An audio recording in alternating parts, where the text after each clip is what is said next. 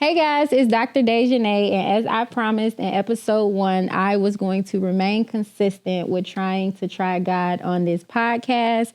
This is episode 2, titled Survival Mode, and I have a very, very, very dear friend of mine's, Bree. So let's get right into it. Okay. Bree, how are you doing today? Tell the people. I'm pretty good. How about yourself? I'm doing good. I actually, to be completely honest, I'm excited. I'm excited because I know when I initially did episode 1, one of the things I talked about was that I wanted to make sure that I was really consistent with doing this podcast. So the fact that we are here and it's time for episode 2, I'm excited. I am too.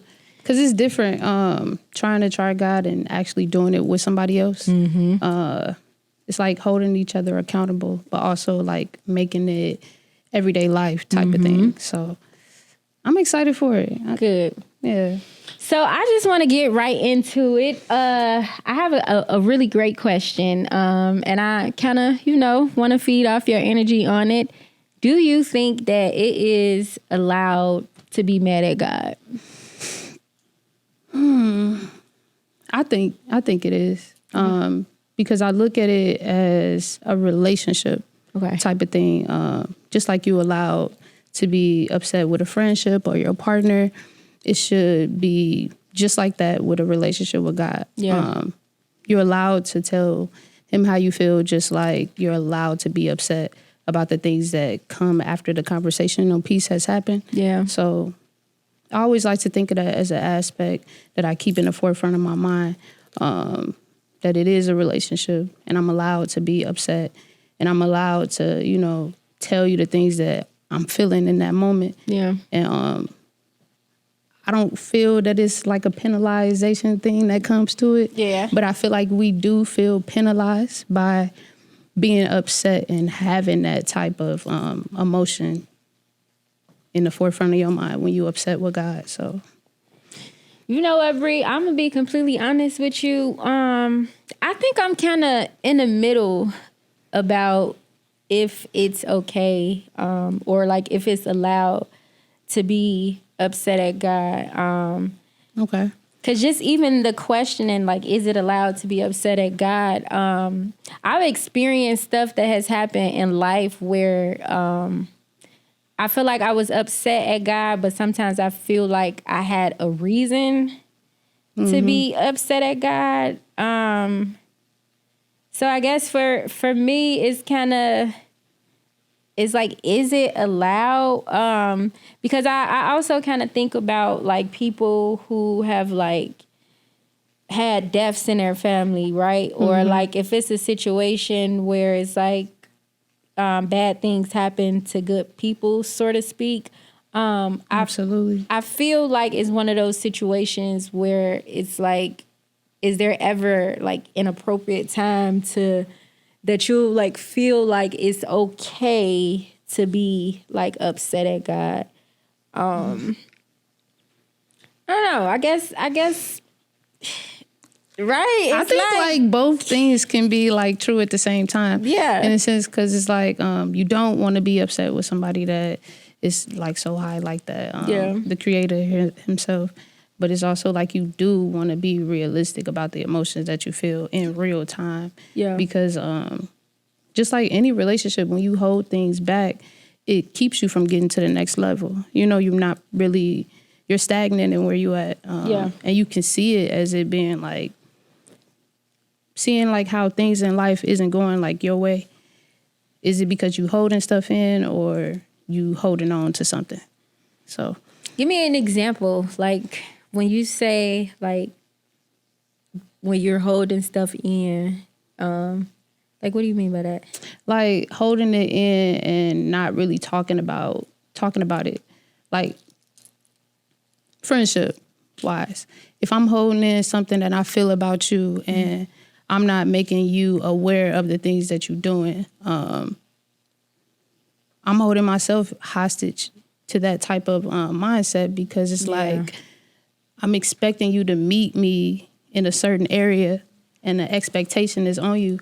But it's not really a realistic expectation because it's like I'm not having real conversations with you. Yeah. So it's not really something that, it's an emotion that I'm gonna constantly feel, but I'm not gonna have no real conversations. Like, I don't know. It's hard to really describe a little bit. Yeah. If you can like get it from that aspect a little bit, but it's like, I just look at it as a relationship type of thing. Like, if I'm not talking to you and I'm not expressing to you my concerns that I'm having, me keeping it in is holding me in hostage and it's keeping me in that same place, and I'm not really moving. I'm just staying in the same space. Like, you can see it in your lifestyle too. Like when you keep doing something the same way and you start to expect a different result. Mm-hmm. That's insanity. Like, yeah. How can you think doing something and living the same way is going to get you to a further place than where you are? Right. You know, if you're not really changing nothing. So. Yeah. That makes perfect sense.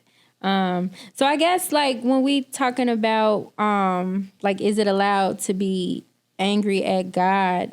It kind of coincide with like, if we aren't allowed to be angry at God, then like when it's one of those situations where it's like, why does bad things still happen? You know? So it's like, for me, one of my struggles and like one of the things I struggle with where it's like, in my mind, like we're not supposed to get upset at God about like when bad things happen.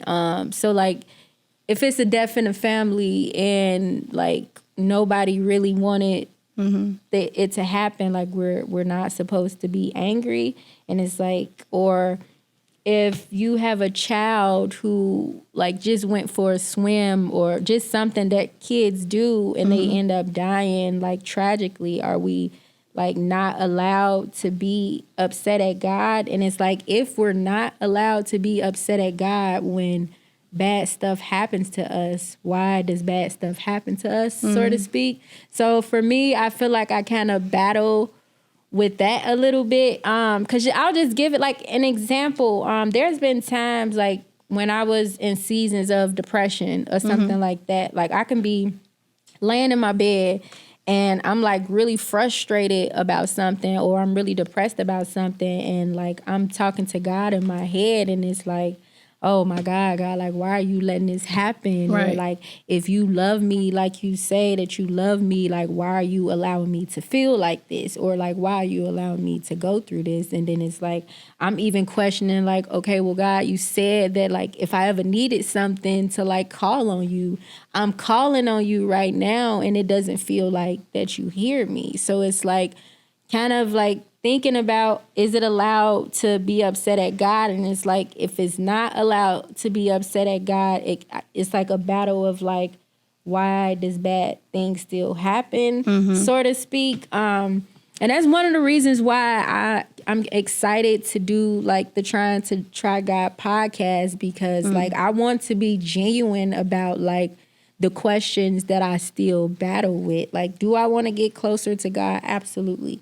Do I want to grow spiritually? Absolutely. But it's like I want to be in a safe space where I can say like, hey, like, yes, I want to do this whole thing. Like, God, I want to get closer to you. But sometimes I struggle with like, okay, I'm not supposed to be upset at you because of like all of like God has been really good to me. But it's, you know, it's like it almost feels bad if you do feel like any type of anger, any type of like, I'm upset at God, you get what I'm saying? But it's like, well, why did it happen? You know? So I feel like that's a fair perception, because it's like, it's a human one. Like, even if you look like in the Bible, when Jesus was on the cross and even when he was going through the things that he was going through, he asked God himself, like, why have you forsaken me? Yeah. So I feel like it's a human type of like characteristic to have about yourself, because it's like you go through so much and you feel like by you living this faith lifestyle, that things are supposed to come a little differently. Yeah. But it's like living this type of like lifestyle. It never in the Bible said that you would live a pain-free type of life. It just promised that even in the midst of that, it promises presence. Yeah. Like him being here. So, and it's not like that anything about it is like a broken type of mindset. It's just like we're in a broken type of world. And even living in this type of broken type of world, God still promises his presence in everything that we go through. So that's what I feel like it really is. Anxiety and faith, right? So when I think of anxiety and faith, for some odd reason, that does not make sense in the same sentence to me. And it doesn't make sense to me because I am someone who like struggled with anxiety like severely. And even sometimes now, like I'm anxious about something. So I guess when it comes to like anxiety and faith and us trying to decide like what actually helps. So this is a prime example of like both of us being anxious right now in this literally moment. In real like, time. We are literally sitting right here and we're trying to like articulate the words about like anxiety and faith. Yeah. Because it doesn't make sense. Like if you have faith, then you shouldn't be anxious. You shouldn't have anxiety. But here we are like anxious about what to say right and what to say wrong. And it's just like, does that mean I don't have faith in what I'm talking about? You get what I'm saying? Right. So it kind of makes you feel like an imposter, or it kind of makes you feel like you don't have faith because of like all of this anxiety. And then it's like a lot of times you hear about like, oh, like anxiety doesn't come from God, and like you won't be anxious if you just have faith. But it's like, can I have both? Like, is it possible for me to like have faith and be anxious? Because I personally believe that like that's how I feel, because I'll believe in something and I'll still be like 1000% anxious about it. Like I'll pray about it and like I'll believe like, okay, you know what? Like God is going to make this happen. Like God is going to help me see this thing through. But then I'm still anxious about it. So it kind of makes me feel like is it okay to like still be anxious and have faith? Because a lot of times like people will make you feel as though like if you like are really anxious about something is because like you don't have faith that God can do it. I don't think anxiety is just supposed to disappear just because you love God. Yeah. I mean, it's just like a fear that you have. It's something that you just have to grow to work at. Yeah. Until it's not a fear no more, for real. So I feel like that's just like a blanket over like what the real underlying issue is. Like, why are we so anxious about what? If we know that, and you know, in his word that he said that he's going to do something, he's going to do it.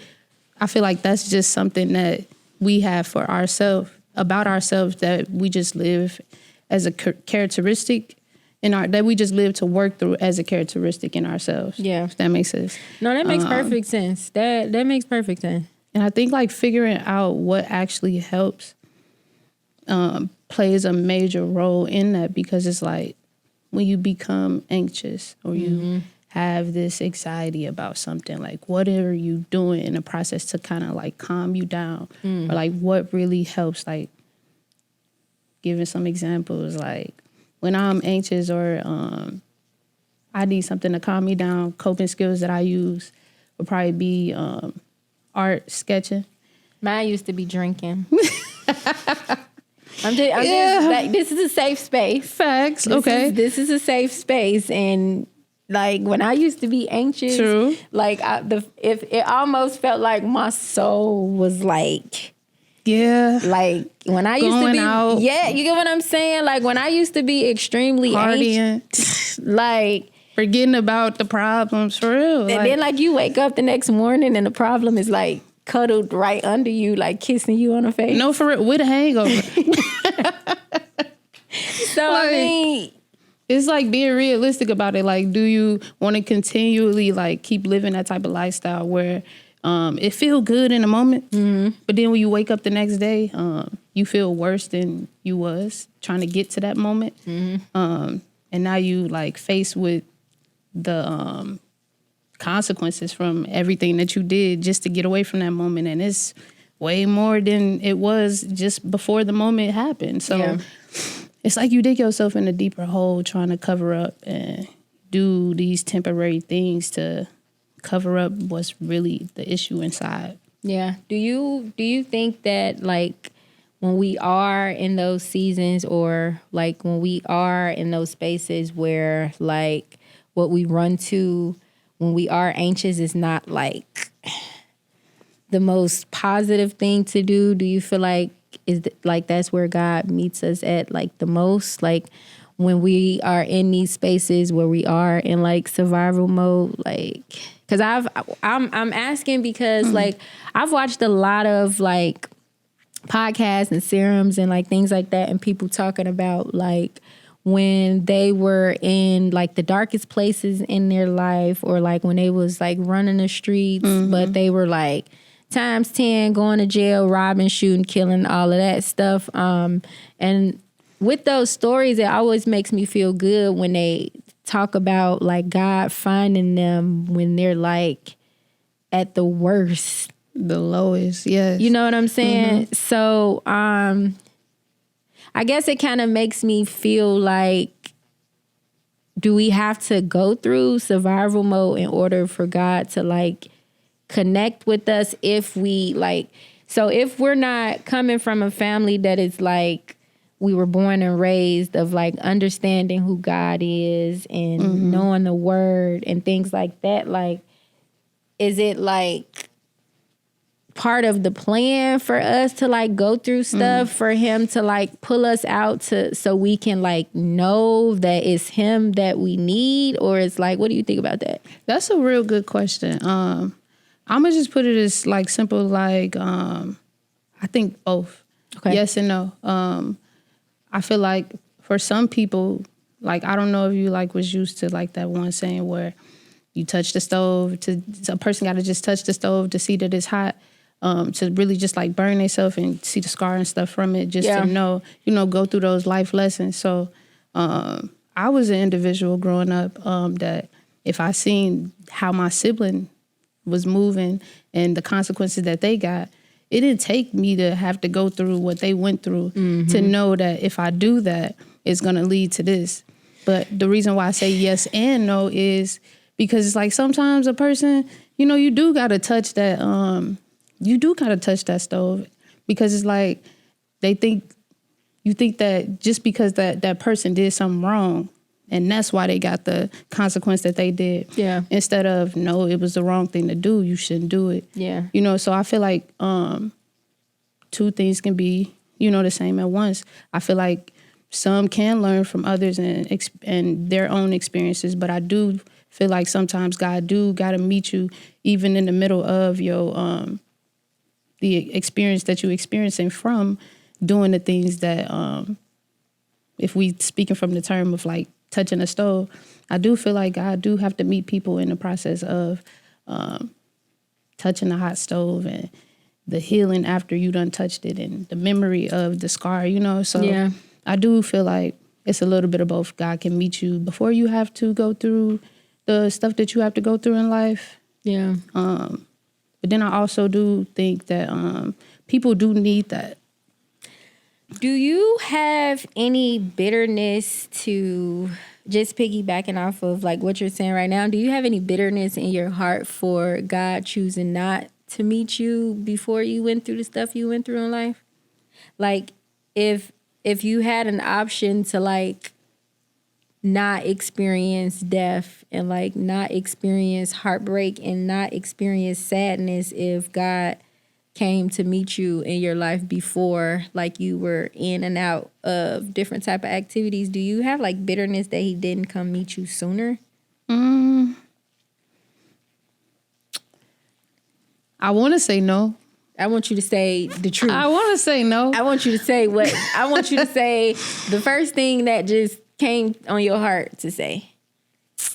Yes. Okay. Because sometimes, like, it's like the realistic mindset, like, why do I have to go through the pain and the different trials? And all these different depths just to experience a deeper side of God and who he is and to me in my life. Like, why do it have to be like proven as that? And it's just like, but then it's like you also do appreciate. So that's why I'm like, yes and no.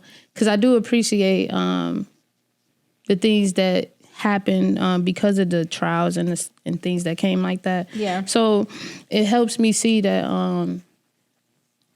how far I'm able to get with and without. So it's like without him, I don't know how I would have got through the things that I experienced with the deaths and the different hurts and the heartaches and stuff like that. So it's like,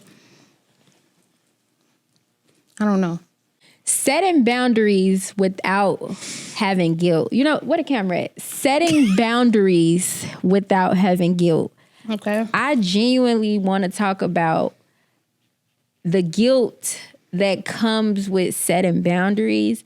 And I'm going to be transparent, like, and speak for myself. Me setting boundaries with people, like, it makes me feel so guilty. And then I'm always questioning myself, like, why do I feel guilty that I'm trying to, like, create healthy boundaries between, like, what I do want to do, what I don't want to do, what I don't like without, like, feeling bad. Right. I was even in episode 1, one of the things I talked about was, like, my old friend group and how, like, I used to, like, you know, run the streets with them all the time and stuff like that. And then when I started kind of growing and wanting to get closer to God, when I would tell them, like, oh, you know, like, I don't want to hang out, like, I kind of felt guilty about the unconscious response that they would give me, like, when I didn't want to hang out. And I really want to, I want to unpack that. Like, why is it so much guilt when you, like, even in relationships, right? Like, I'm sure we both have, like, been in relationships with people that we probably had no business being in relationships with. Yes. You know what I'm saying? Yes. And it's like, when you choose to, like, cut something off that's toxic, even prime example with a friend, you have, like, you in a friendship and, like, the friendship is just not working and you choose to, like, cut that friend off. Why does it become toxic? And, like, you feel guilty, you know, it's just I think it's because it's, like, the time aspect. I feel like we get caught up in how much time we let this go on instead of, like, because it's a unforeseen thing. Yeah. Like, you don't know if you're going to, what the other side is going to look like on these other group of friends, like, how much you're going to enjoy it if you only know what you just came from. And going back to that thing or going back to something that is a new thing, it's hard. Yeah. And anybody that said that is easy, what a camera at?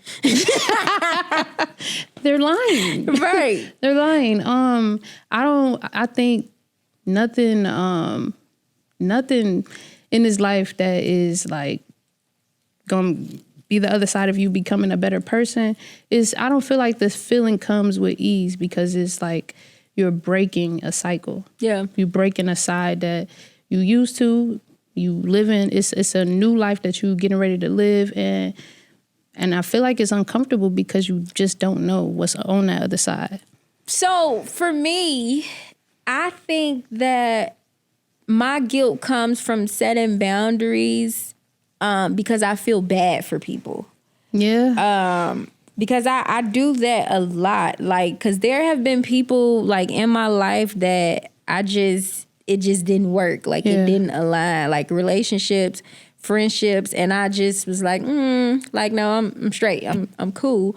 But then, like, I would feel bad about, like, setting boundaries of, like if I was to see them in public. So, like, if I went to a party or if I, like, go to the store or something, I wouldn't really say the store because, you know, not really gonna see me a lot of places with people I don't really wanna, you know what I'm saying? Right, I'm not even saying it like that, but it's just like, that's just what it is. Yeah.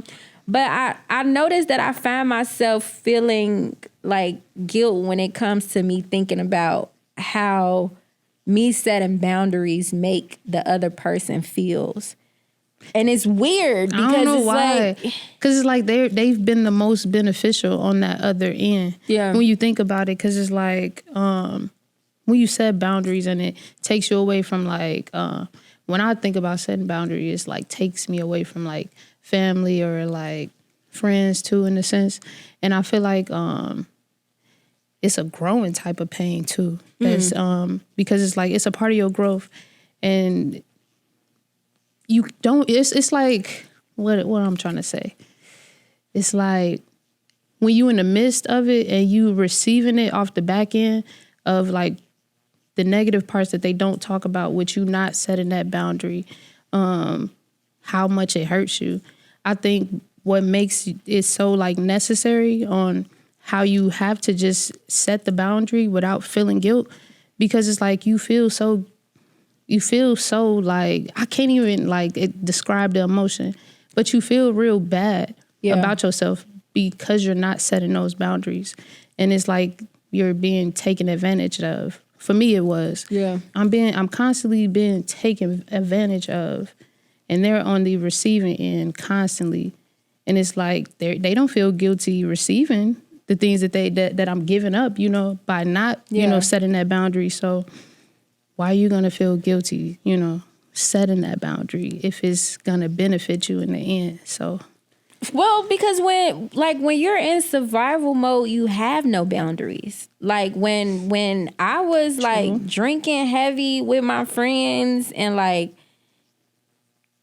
I can't even say other stuff that I was indulging in on camera. Like I didn't have boundaries to people, like because I didn't have self-worth. Like I didn't know myself as much as I know myself now to like create those healthy boundaries. Cause it's like when you're in survival mode, like you are literally trying to survive. So it's just like all bets are off when you're in survival mode. You get what I'm saying? So I think the guilt comes in where it's like you used to like allow this to happen. Right. Like you used to let me run over you. You used to let, like, you used to drink with us all the time and do everything under the sun all the time. You start getting reminded, you think you better than us. So it's like, no, I just want better for me, So okay, how do we become okay with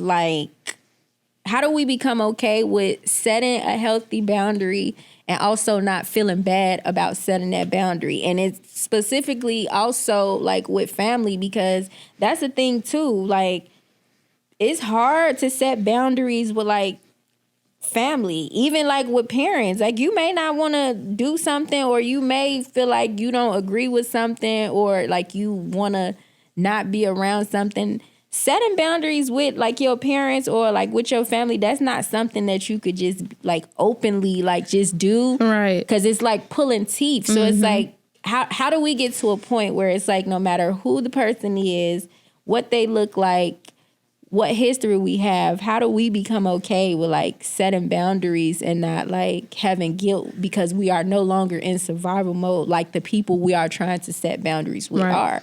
I think it's setting goals. Okay. If they're not in a place where they're helping you achieve that goal, they in the way. For sure. And I feel like by you setting these achievable goals, you're going to see yourself in another place where people just going to start falling off. Because it's like, it's not even like setting boundaries just off of just because you don't like this person. It's setting boundaries just because you don't like where you are in your life and you see yourself, in a different space. Yeah. And when you start moving different, where you're not going out to party no more because you got goals and you got things that you're trying to do to reach, I feel like they start to kind of fall off themselves, because it's like all it took for me is for them to invite me out at like a good, like, I want to say a handful of times, but I think it was like 2 or 3 times.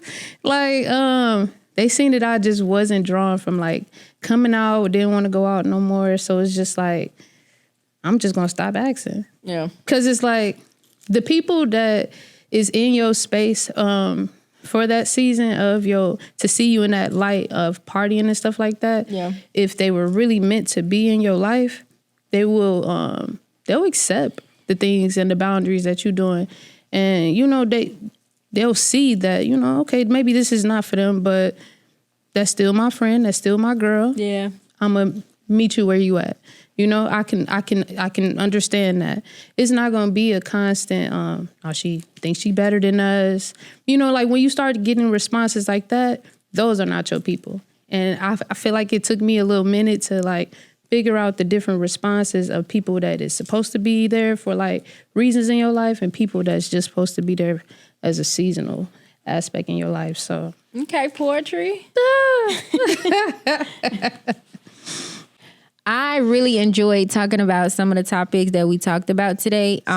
Because one of the things I thought about was like those topics, especially when it's like negative history or negative stories that come outside of it, 10 times out of 10 is like when we in survival mode. Mm-hmm. And one of the things that I'm learning to like accept now that I'm like on this trying to try God path that I'm going on with creating this podcast is being okay and accepting the fact that I am like no longer in survival mode. So I think for me, it's like, it's kind of like, I wanted to ask this question earlier, but go ahead. I'm just going to bombard you with this question. So, oh, Jesus. So for people that don't know if they're in survival mode, what are some characteristics of being in survival mode instead of like living? Woo. So for me, I felt like I was looking back because back then I didn't realize that it was like survival mode that I was in. I think part of me being in survival mode was like me not having an identity.